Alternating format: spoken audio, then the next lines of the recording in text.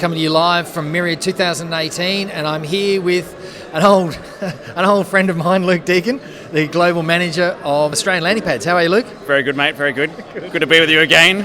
Okay.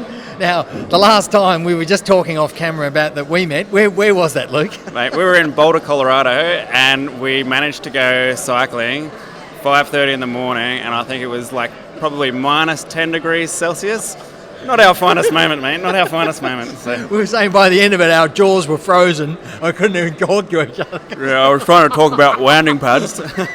Failed badly, mate. Failed badly. So actually, we just caught up with Jessica Richmond from Austrade in San Francisco. Yeah. So Jess was actually the one that connected me originally.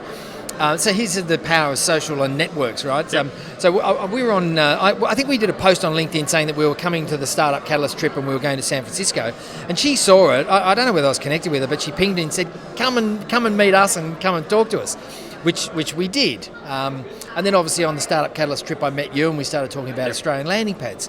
So for people that don't know what Australian landing pads are, tell us about it. Yeah, okay. So the Australian government through Austrade has set up the Australian landing pads, and essentially what we're doing is we're giving Aussie startups a platform to go into innovation hotspots around the world. So we've got 5 of them. So San Francisco, which is the one we saw, and then we've also got Shanghai, Singapore, Berlin and Tel Aviv. Yep. And essentially what they are is basically we're giving Aussies access to a co-working space for up to 90 days.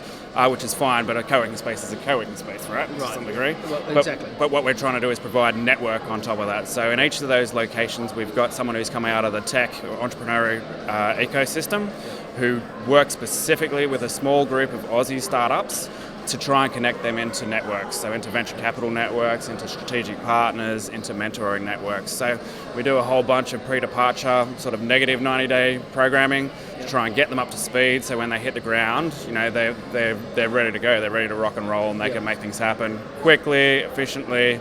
So we try and make it hum for companies. It takes the time, cost, risk out of going global, and essentially there's no cost, so zero cost, zero equity, no dilution. So it's kind of a bit of a free hit for companies that are taking that global pathway and global journey. Yes, I mean the go global thing is a constant theme that we've heard over the last week of Myriad, and it's something that I'm very passionate about, trying to get companies in Australia to understand that if they're going to tap big markets, they're not going to do it here. Yep. Australia's a great market, I think, to validate your product, test, iterate, get traction, get customers, work with those customers and refine your product offering or service. But then once you go global and you press that button, it's game on. It's a very different thing. And so I think one of the things that I get from a lot of the early stage companies is they go there and they don't think about things like bank accounts, security numbers, networks, who do they talk to? And then they burn a lot of money and a lot of time and then come back sort of home and go, well, that wasn't very successful. Yep, and make the same mistakes that people have made previously. So, there's some basic learnings there that you can get into, tap into, and So part of what you do is to help them, like you say, pre-90 days before you go. Yep. You're going to give them a whole heap of resources and education materials and everything else to set them up so that when they do go, they've had all that foundation work, right? Yeah, correct. And the other thing that we've done is we've just done a roadshow called Sprint to Landing Pads around the country. So we spoke to around 370 founders around the country. And what we were doing was trying to get founders who've done it, who've gone on that journey, who've built companies, exited out the other side. So people like Patrick Lewin from 99 Designs, we had them talking to founders about their journey. So it's an authentic founder talking to founder exercise. Yep. But then we also bring in the experts who can connect people into people who can talk about, the taxation, talk about structuring, talk about everything companies need to be thinking about before they take this journey. Because if you get it wrong, it can go spectacularly wrong. It can be a business killer. And it can be a business killer, and it can go spectacularly wrong really quickly. Yeah. So you don't have enough runway. You can be back on the plane, or maybe having to borrow the money off your parents to get back home. Yeah. Wouldn't be the first time we've heard that experience. Indeed. And the program now we've been running since our first startup started in 2016.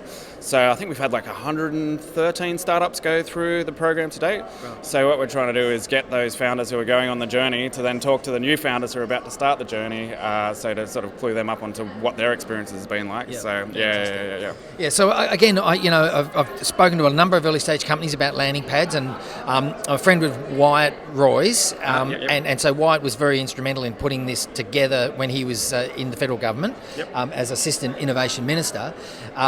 But, interestingly, when I've talked to people, they sort of tend to think that it's a co-working space. Yeah. Right? And I want to demystify that for people to understand that a co-working space is a co-working space. I think what the landing pads are doing is so much more than that. How is it so much more than that? I know we talked about networks, but what does it mean if someone joins the Australian Landing Pad program? Yeah, so there's a couple of things. So there's a lot of programming that goes into the cohorts that go through the program. So what we are is we're not a full-blown accelerator. So we're not, we're looking for grown-up companies who are scaling. So they're adults, they know what they're doing, but what we're doing is providing programming. So when they hit the ground, we'll pull together workshops based